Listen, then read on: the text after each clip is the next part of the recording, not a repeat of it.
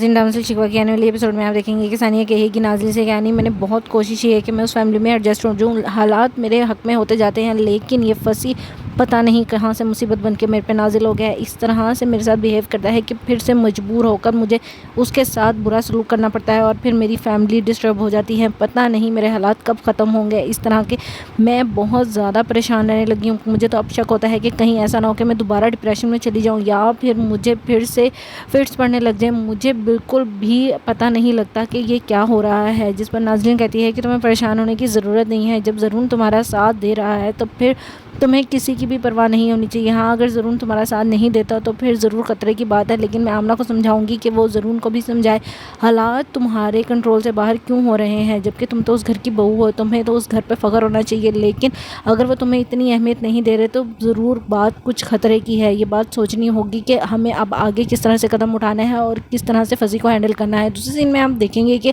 फसी मिलेगा लाइबा से और कहेगा कि लाइबा, मैं बहुत ही ज़्यादा सोचने के बाद इस नतीजे पर पहुंचा हूं कि तुम्हें भी मेरा साथ देना होगा। मैं समझता हूं कि अगर सानिया को मुझसे कोई प्रॉब्लम है तो तुम्हें ही उसका हल निकालना होगा।